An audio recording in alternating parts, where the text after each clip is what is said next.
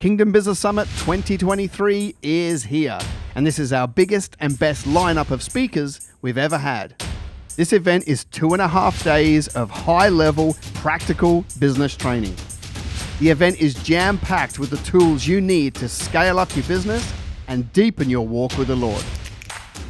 Over the 2.5 days, I will be bringing some business training as well as a hand-picked group of high-caliber speakers. There's a formal dinner where you can let your hair down and have fun with live entertainment. We will have a worship service where we get together, lift our arms, and praise Jesus. We will have a faith-filled prayer meeting, a networking space to meet like-minded entrepreneurs, an exhibitor showcase area, and we will finish with a time of prophetic ministry where you can get a word directly from the Lord. So if you're looking to scale up your business, and at the same time learn how to deepen your walk with the Lord, then I invite you to join me for 2.5 days of practical business training at Kingdom Business Summit 2023. Well, hey guys, and welcome back to the podcast. You know, today we're joined by a big thinking visionary, an entrepreneur, and although he doesn't run a business in the same way that we do, we're going to unpack that. His organization is incredibly entrepreneurial. He's got big headaches to deal with like we do. And he's definitely one of us in terms of kingdom. So, Andy, it's so good to have you on the podcast. Why don't you tell our listeners, who is Andy Gourley? Yeah, firstly, thanks for having us. Great to be here. Well, mate, I'm an accountant by background. I did a Bachelor of Business Accountancy, QT, worked 7 years accounting. And I'm also a pastor at a church. I do community outreach work and also a downhill skateboarder, mate. Been downhill skateboarding 38 years. I haven't really figured out how to stop yet, but anyway. And also the chaplain for the Queensland Reds Rugby Union.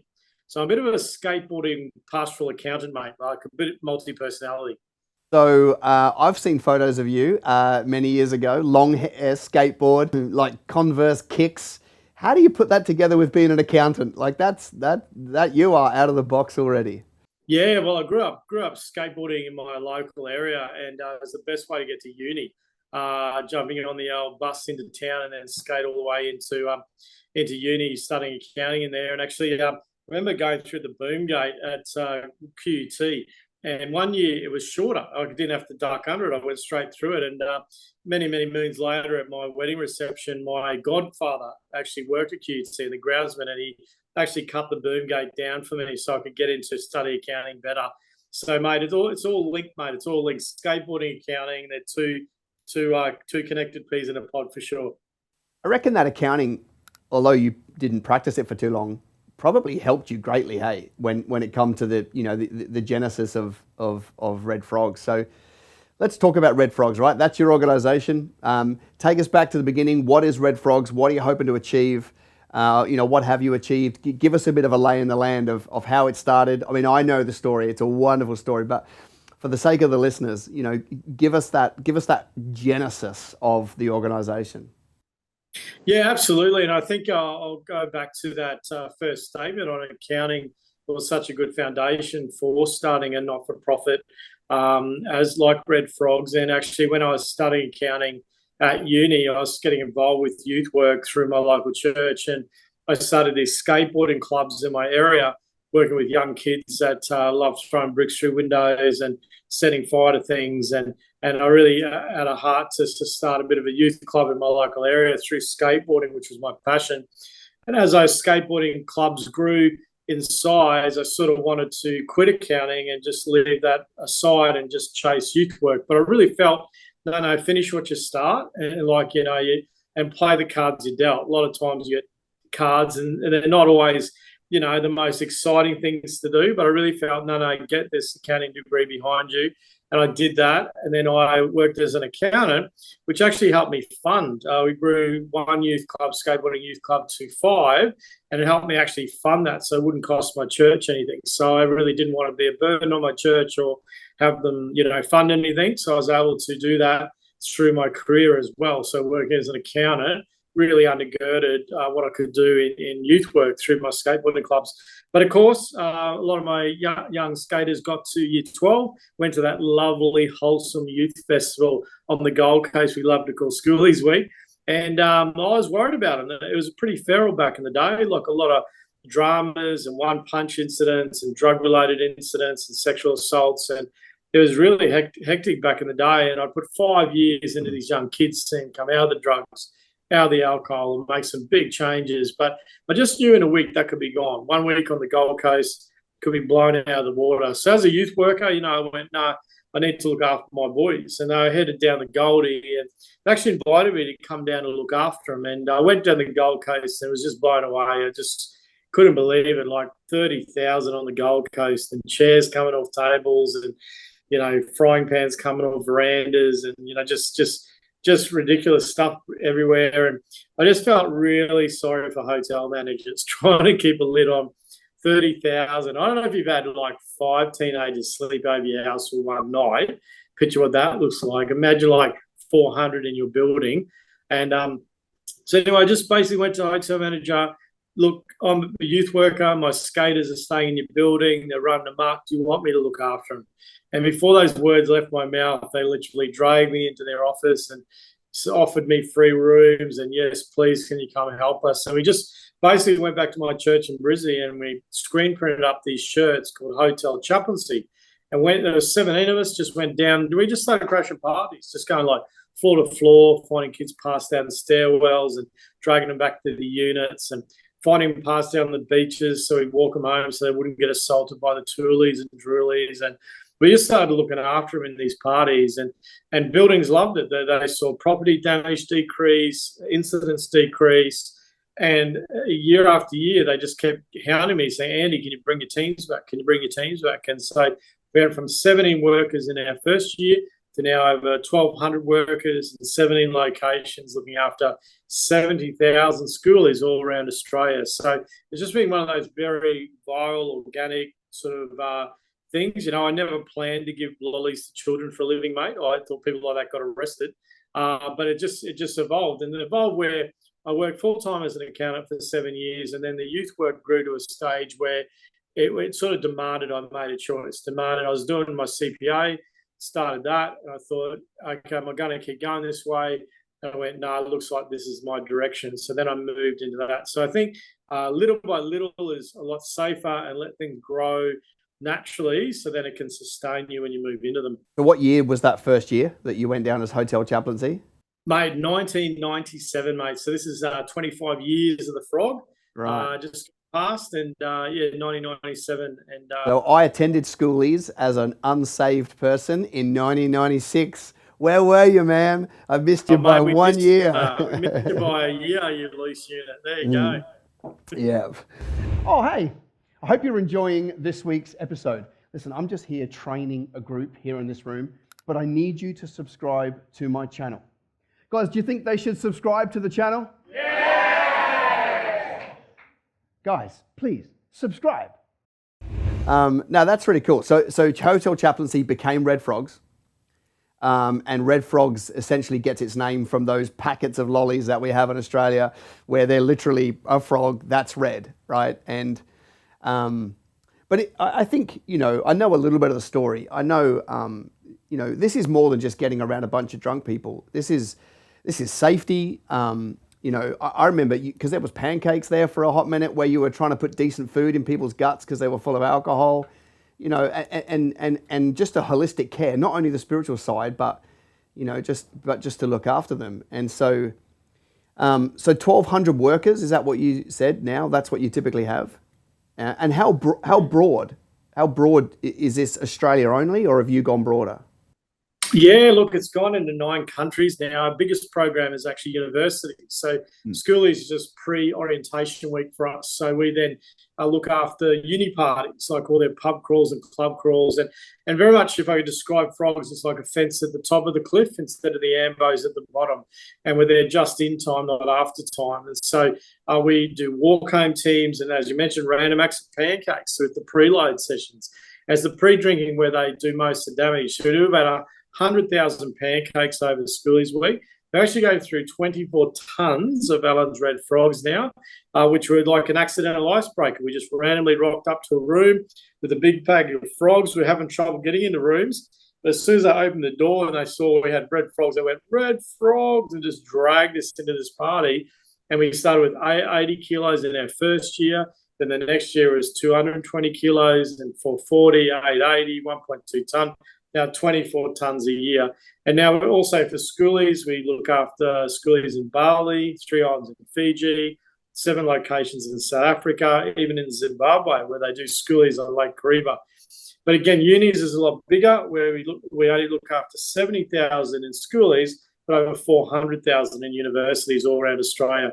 But then we all do university work in New Zealand, South Africa, Wales, Scotland, England, Canada, US. We even do frat houses in the US now. So again, it's just been a wild journey of expansion, and it's something I never planned to do, but I call it like a spiritual wedgie, mate. I got reefed. My plan was this, and I got totally sidetracked into another thing, which is amazing, and I'm so thankful for it. And a lot of churches support it. We have over 390 different churches involved of all different denominations, and they supply so many volunteers every year, and absolute legends, these volunteers that come in and really make a difference, and also show their faith through action, mate. Like really practical, not judging people, not having a go at people, but they're cleaning up vomit, walking people home. Like I class one of my heroes in Australia, the Salvos, and the Salvos are amazing, and I call them the real deal, the Salvos, real Aussies, and we would take a leaf out of their book in a small way, as the real DNA of frogs right there. Yeah, I mean, one of the reasons why I wanted to have you on the show is 1,200 workers and volunteers and staff. I mean, that's a lot to handle. So I want to come back to that. But whilst we're on those stories of you opening doors and getting called in and drunk and vomit, give us a couple of stories. You're a man of faith. You would have seen the miraculous all day, every day. Give us a couple of those stories to inspire us of what can happen when somebody says, "I'll go."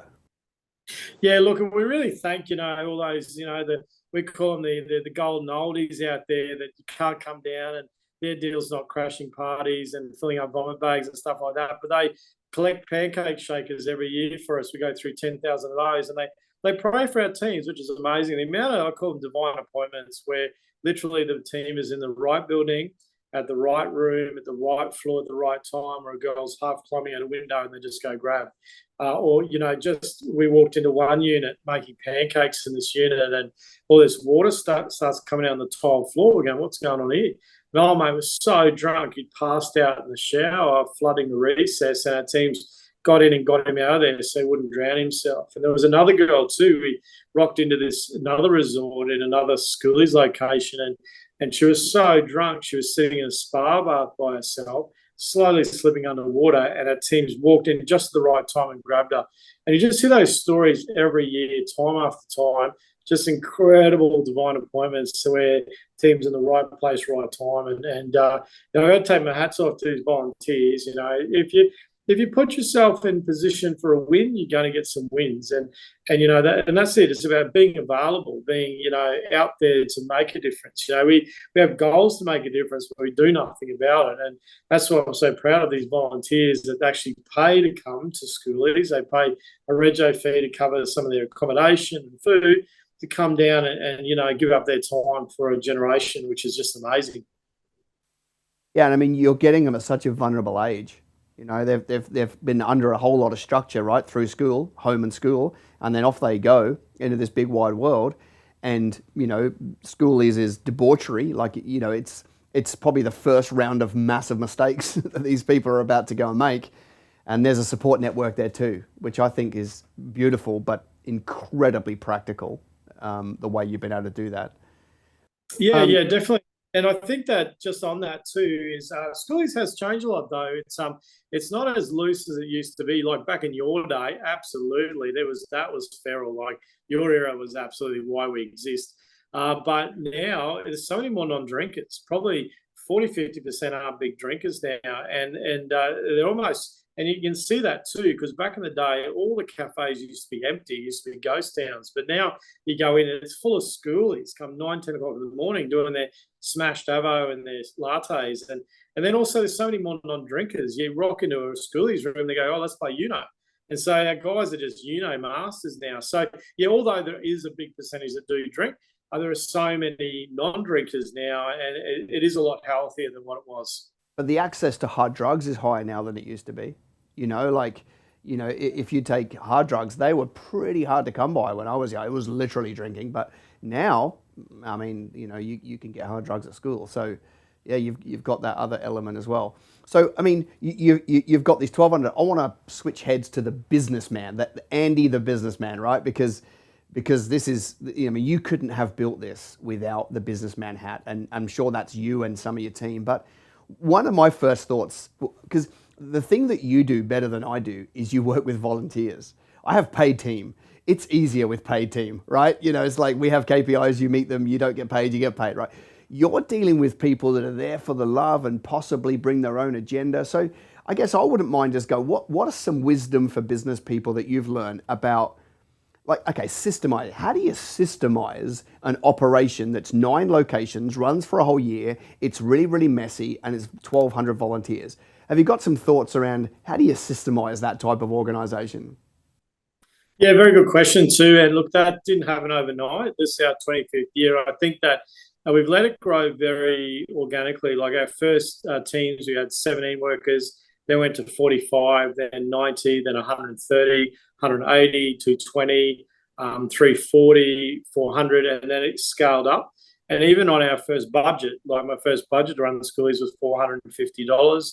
Then the next year was $1,500. The year after that, $4,500.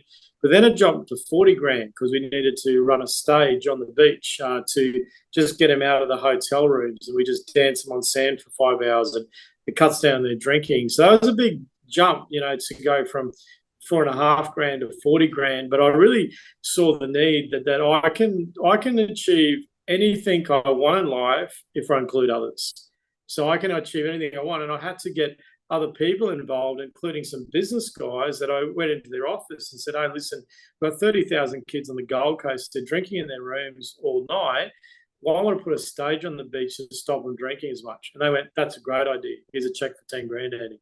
I was amazing that it's all about partnership. It's all about team and creating people with common purpose, common values to buy into that the vision of what you're doing as well. And having those early businessmen that really got behind Redfrogs was so vital. And we couldn't have become what we have become in the largest harm prevention network in Australia for schoolies, the largest in universities, one of the largest in festivals, without the business community. Because you'd have the nicest looking car, but if you got no fuel in your tank, it's going nowhere.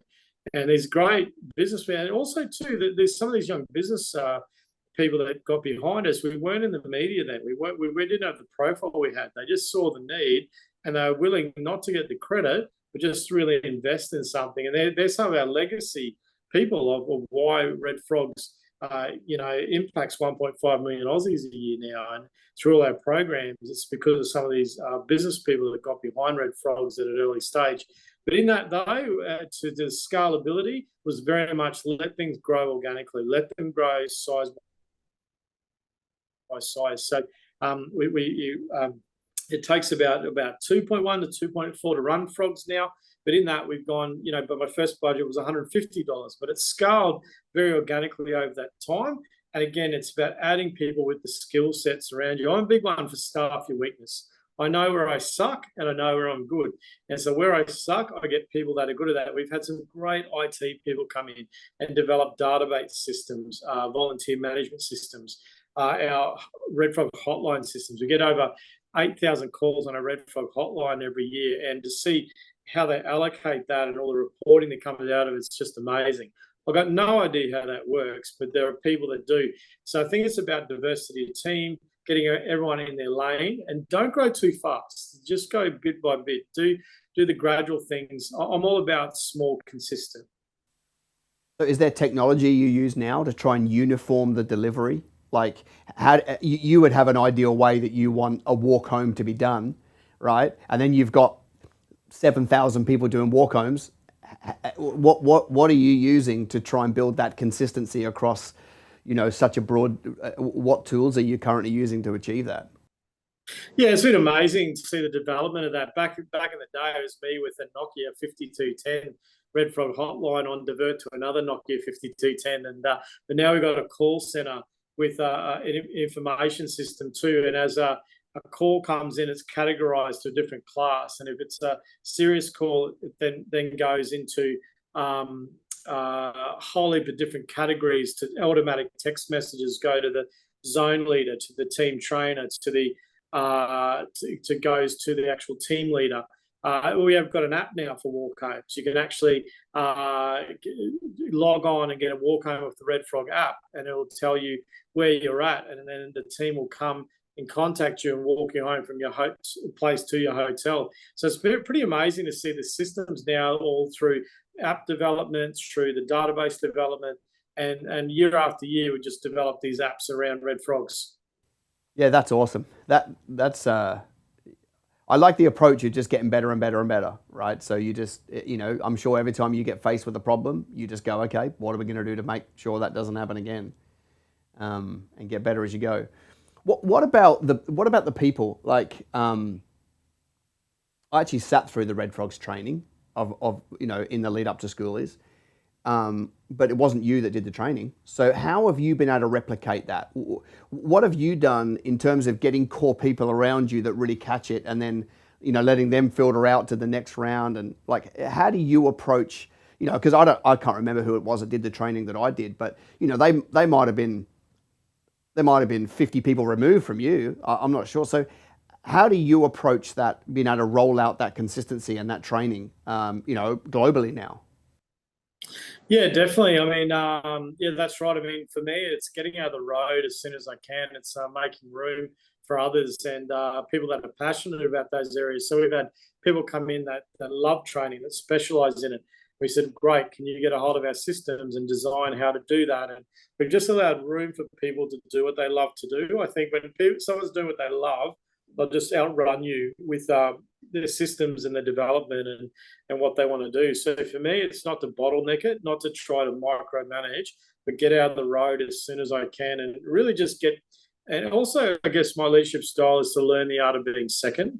That you can achieve a lot if you become second and promote others above you, and just really helping those to, hey, get into that database, go for that training. That's an awesome idea. And really, like, for example, we do Bali now. We had a great group of crew that had a heart for Bali. I didn't have a heart for Bali, but they said, no, there's 5,000 Aussies going over there. We need to be there. And they said, right, okay, let's research it. And we do the back end support. And I think being a servant leader and leading from bottom up, I think is a powerful way to lead rather than top down. So I think it's all about you. It'll stay with you.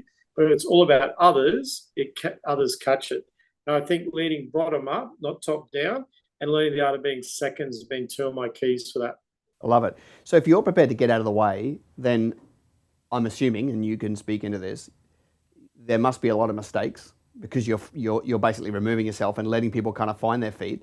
How do you view mistakes when you're prepared to get out of the way and you let somebody have some delegated authority and then they mess up? What are you doing there? How do you view that? Yeah, look, failure is how you learn. Making mistakes is learning. So you got to fail to learn out what you suck at, and then find what you're good at. And it is difficult because when it's your baby, you can do things a lot easier, but you got to let them have a go. It's like a kid walking for the first time. You can help them all you like, but they're going to have to fall over to learn a bit. So as a dad or a mum, you got to take your hands off and go, okay, you're going to lose a bit of skin. Things are going to get messy, but hey, it's how they learn. They've got to do it, and being in it for the long haul. Now, it's calculated risks. There's some areas that we have non-negotiables, and there's like, I call them like bumper rails on a 10-pin bowling lane. So you got to have your bumper rails so the program doesn't gutter out. So there's some non-negotiables in there, but in that, you got to let them have a go. You got to let them have some bad deliveries every now and then, and just learn learn how to walk before they can run. So yeah, look, that is tough, and you got to bite. Sometimes like you got to bite your lip, and I think when you pioneer something, that's one of the hardest areas is just that let go and trusting. especially an accountant who's very detail orientated. So you like, I guess, because what I see a lot of people is they want to step aside, but then they want to micromanage. They want to give them authority, but they don't end up giving them any authority. And so, there's no mistakes, but there's no growth, and everyone's frustrated, and then people quit, right? So, you can't have got to that big that you are without stepping aside, biting your lip, crisis managing anything that's massive. But probably the key you said was taking a long-term view. That allows you to not major on the minors.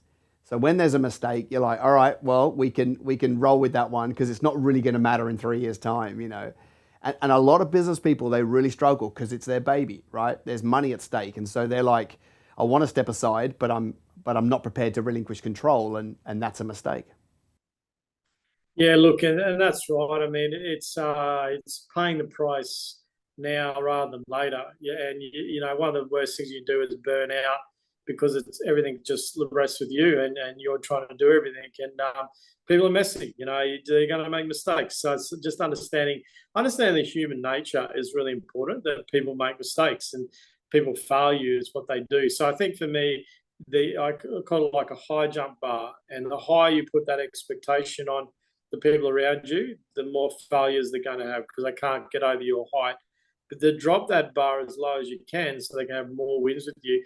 And also, too, I always pull myself up. I think, well, how long did it take me to get to this level? And it took quite a few years.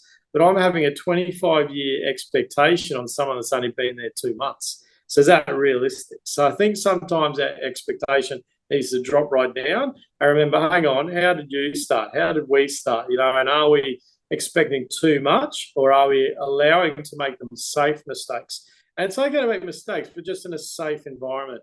And you've got to have, again, there's limits, but again, you've got to teach people how to grow. And again, I'm not perfect in that. And again, there will be times where you just can't control yourself. But in general, it's what I aim to do is to try to get out of the road as much as possible, and only come in if I really need to.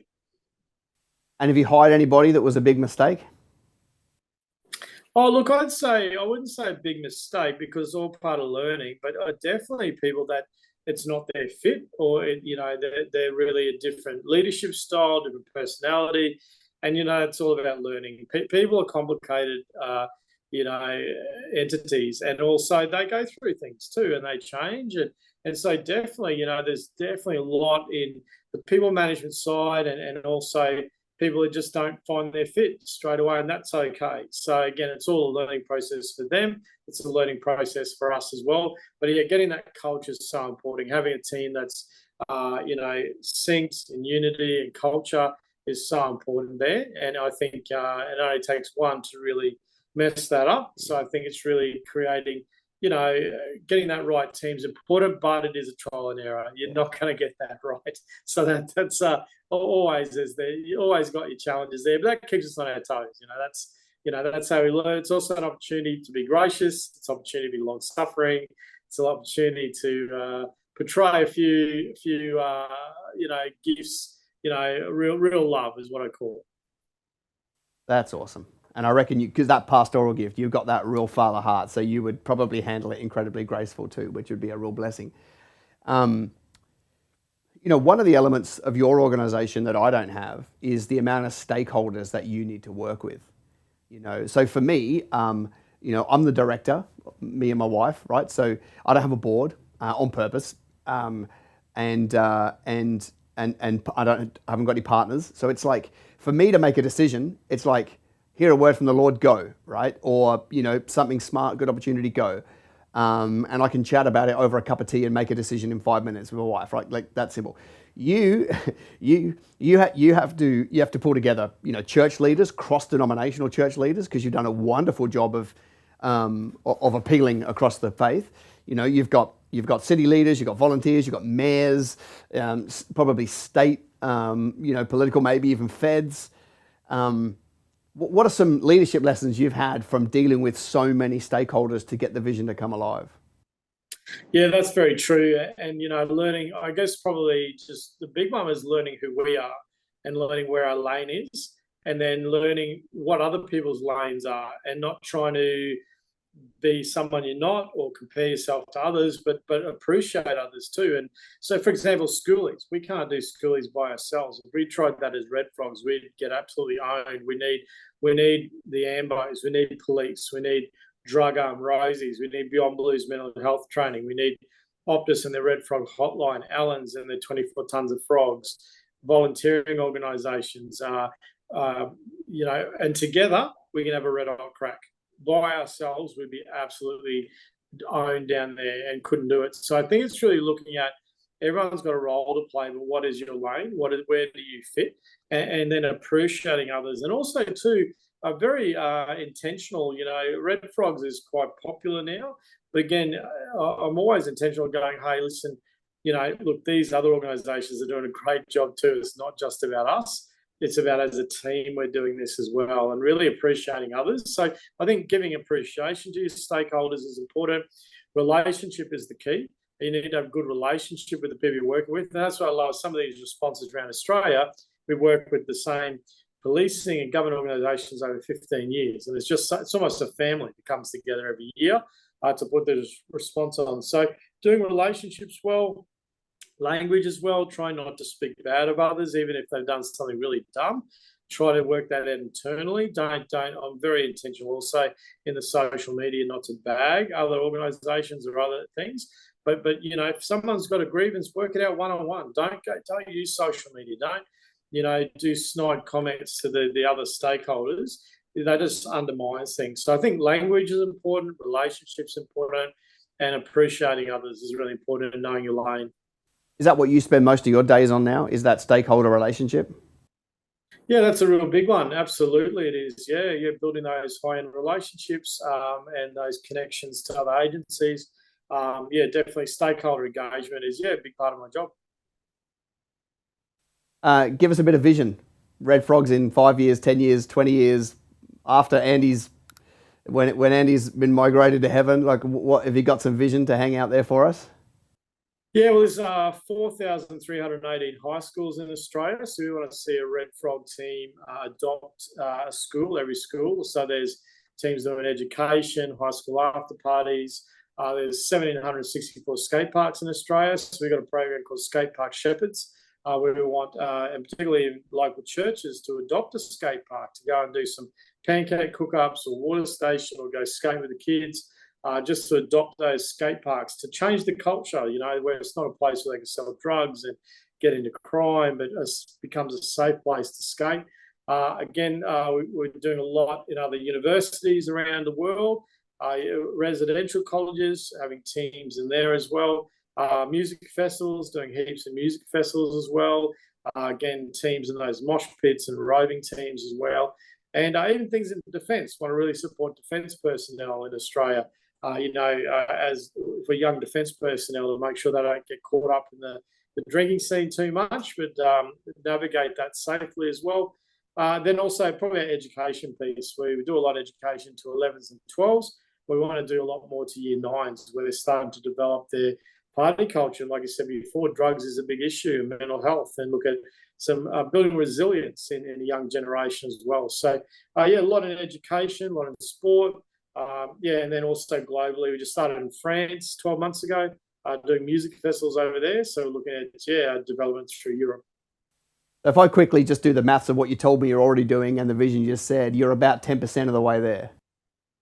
Mate, not even that. Like maybe 5% of the way there. So, it's pretty unlimited growth once you start layering something. So, it's different to be. I wanted you to say that because a lot of people get comfortable. Hey, like you are already a big fish in a small pond, in a sense. Like people know Andy, people know Red Frogs, people know the impact, and yet you're like, nah, I'm not done. I'm not done. We're going for everything, and that vision is compelling.